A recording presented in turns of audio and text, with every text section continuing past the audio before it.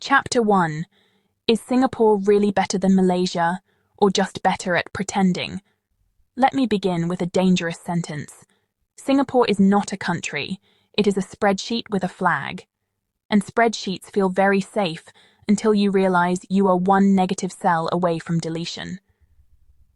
People love asking, is Singapore better than Malaysia? This question already reveals the disease. Humans don't ask whether something is good. They ask whether it is ranked higher. Singapore is ranked. Oh, it is ranked to death. Cleanest, safest, most efficient, most disciplined, most optimized. A nation that looks like it was designed by a management consultant who thinks emotions are a rounding error. Malaysia, on the other hand, looks unfinished.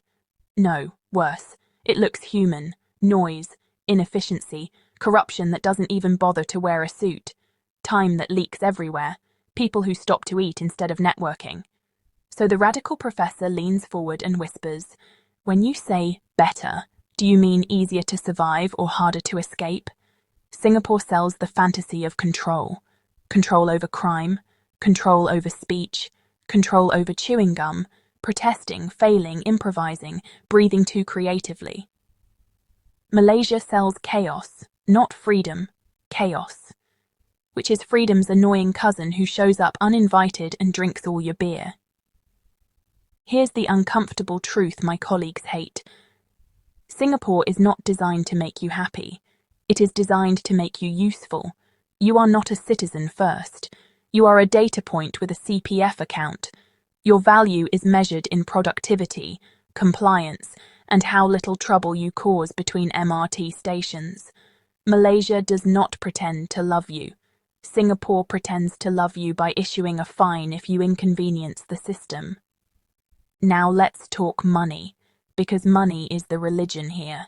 Singaporeans earn more. On paper, they also pay more for housing, for transport, for existence itself. You don't own property in Singapore. You rent dignity from the state on a 99-year subscription plan. Malaysia, you can still accidentally own land there if no one notices in time. Singapore is a luxury mall where the staff also live inside the display case. Malaysia is a night market that may poison you, but at least it lets you bargain.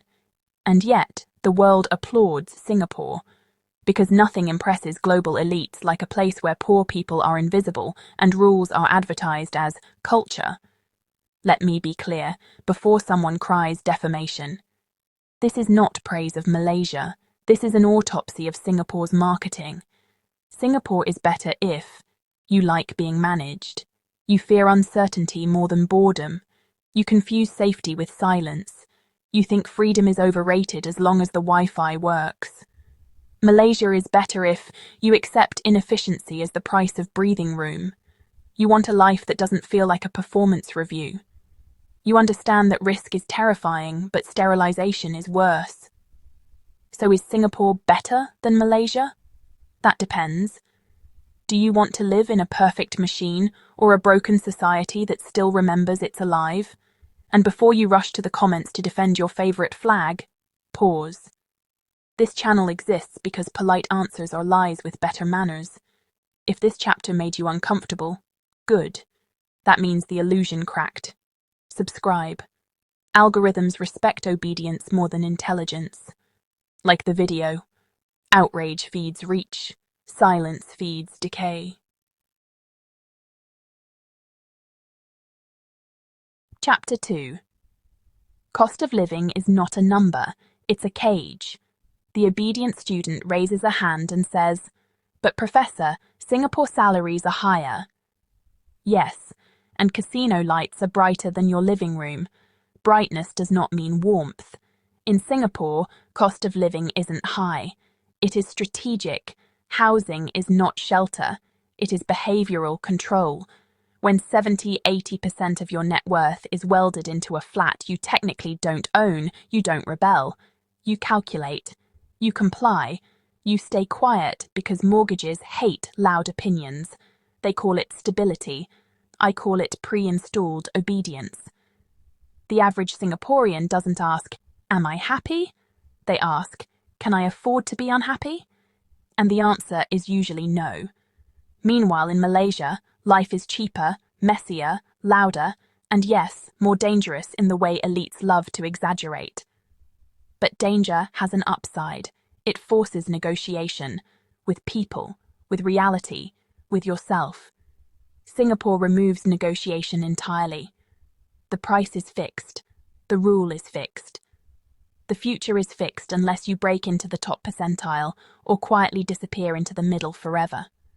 Let's talk transport. Singapore's public transport is flawless. So flawless that you forget what movement feels like.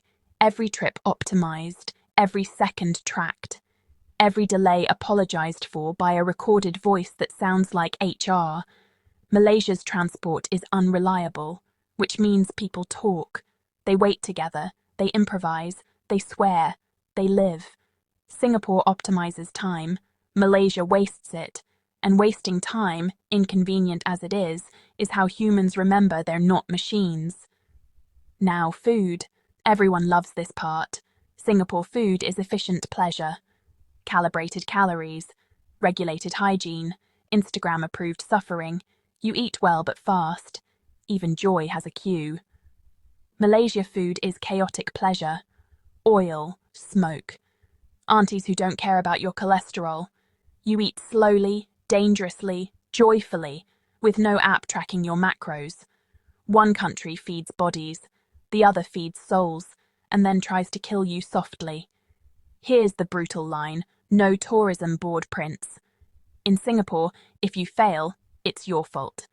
In Malaysia, if you fail, it's life. That difference matters more than income. Singapore is expensive because it prices out instability. Malaysia is cheap because it tolerates it. And instability is where dreams live. So are nightmares, but at least they're yours. If you're young, obedient, ambitious, and allergic to uncertainty, Singapore feels like heaven. If you're older, tired, creative, or emotionally inconvenient, it feels like a beautifully lit waiting room. So when people say, Singapore is better than Malaysia, what they really mean is, Singapore is better at protecting me from the consequences of my own emptiness. If this chapter annoyed you, good. Annoyance is the body realizing the spreadsheet is lying.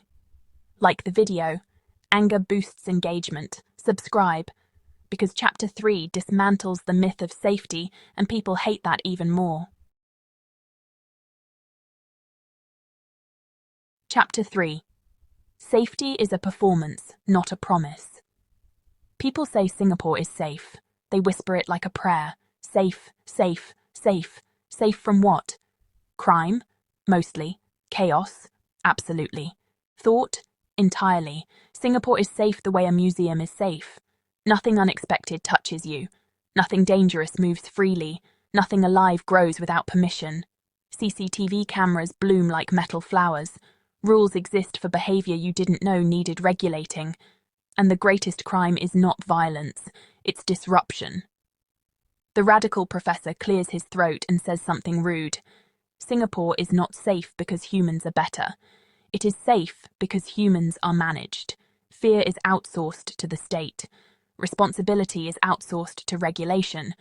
And courage is quietly removed because it's inefficient. Now look at Malaysia. Malaysia is not safe. Not reliably. Not statistically. Not at night in the wrong places.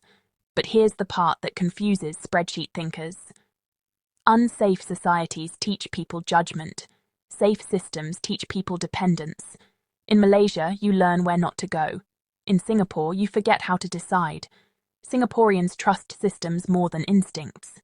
Because instincts were fined out of them at a young age, and safety has a hidden tax. When a society promises absolute safety, it demands absolute compliance in return. You don't protest, you don't improvise, you don't ask uncomfortable questions loudly, because safety is conditional. It always is. Malaysia does not pretend to protect you, so people protect each other. Poorly, imperfectly, loudly, but personally. Singapore protects you impersonally, which means when protection fails, no one knows who is responsible. Just a form, just a policy, just an apology email. Let's talk about speech, since this is where the narrator becomes extremist. Singapore has free speech, in carefully fenced gardens, with permits, and time limits, and consequences. Malaysia has reckless speech. People talk too much, too loudly, too stupidly, too freely. It's exhausting, it's messy, it's dangerous, it's human. Singapore is safe for tourists. Malaysia is survivable for residents. That distinction matters. A city designed for global capital must be safe for money first, people second. A country designed by history is unsafe, because history doesn't care about optimization. So is Singapore safer than Malaysia? Yes, if safety means predictability. No, if safety means resilience. One collapses quietly, the other survives loudly. If this chapter made you uneasy, good. Unease means the safety blanket slipped, like the video. Comfort doesn't spread, discomfort does. Subscribe. Chapter 4 dismantles the illusion of freedom and prosperity. That's when people really start yelling. Chapter 4 Freedom, Prosperity, and the Art of Being Quietly Trapped. People insist Singapore is free. They point to passports, airports, tax rates, and how fast the elevators move. This is where the radical professor sighs deeply. Freedom is not the ability to leave. Freedom is the ability to stay without shrinking. Singapore gives you mobility, not freedom. You can fly anywhere. You just can't question much while you're there. Prosperity works the same way. Singapore is prosperous the way a luxury watch is prosperous. Precise, polished, cold, every part functioning exactly as designed, even if the design doesn't love you back. You earn well. You save obsessively. You buy property that owns you emotionally. You plan retirement at 32 and call that ambition. This is not a society chasing dreams. It's a society insuring against shame. Failure in Singapore is not dramatic, it's quiet. You don't starve, you just disappear into statistical averages and stop being interesting. Now compare this to Malaysia. Malaysia is not prosperous. It is uneven, leaky, corrupt in ways that feel almost nostalgic. But failure in Malaysia is loud, public, embarrassing, recoverable. You fail and someone notices. You fall and someone comments. You argue, bargain, improvise, restart. Singapore eliminates friction. Malaysia is friction, and friction is where identity forms. In Singapore, identity is imported. Career, condo, school ranking, visa status. You become what fits neatly into forms. In Malaysia, identity is negotiated daily. Ethnicity, language, religion, neighborhood politics, messy, sometimes ugly, always alive. Let me say the dangerous sentence out loud. Singapore offers freedom from uncertainty. Malaysia offers freedom inside uncertainty. One produces calm professionals, the other produces adaptable survivors. Prosperity without voice creates polite resentment. Freedom without structure creates loud chaos. The global elite prefers Singapore because it behaves. Capital hates noise, it loves order.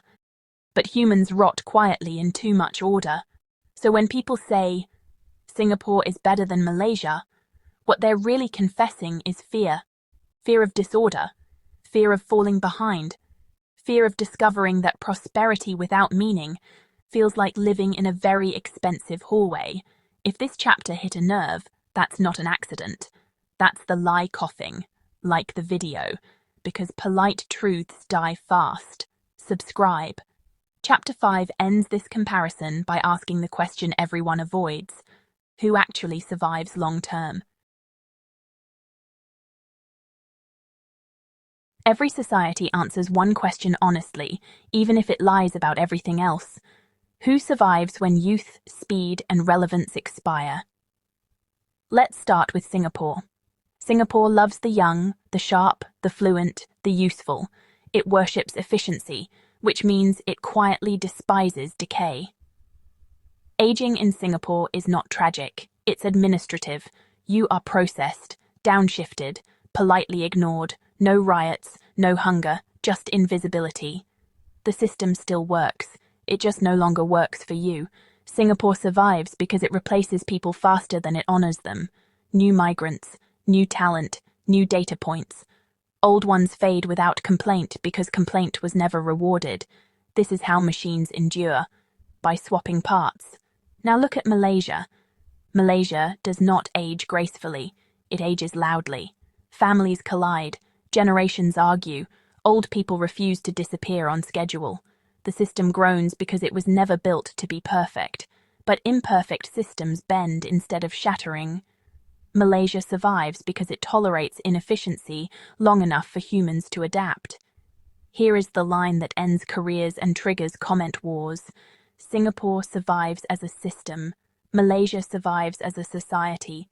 One preserves order, the other preserves people, inconsistently, unfairly, but visibly. If you are winning, Singapore is paradise. If you are losing, Singapore is a beautifully lit reminder that the game has no pause button. Malaysia lets you lose loudly, recover messily, and try again with fewer forms and more shame. Shame hurts. Erasure kills slower but deeper. So is Singapore better than Malaysia? For capital, yes. For tourists, yes. For ambition with an expiration date, absolutely. For humans who age, fail, deviate, or get tired of pretending they are spreadsheets? No. Singapore is a promise with fine print. Malaysia is a gamble with no instructions. And here's the uncomfortable ending the narrator leaves you with. If the future is stable, Singapore wins. If the future is chaotic, Malaysia outlives. History rarely favors perfection. It favors adaptability, noise, and people who know how to live without permission. That's the lecture. If this series irritated you, good. That means it reached past branding. Like the video. Anger feeds the algorithm faster than agreement. Subscribe. Because the next lecture dismantles another perfect place people are afraid to criticize.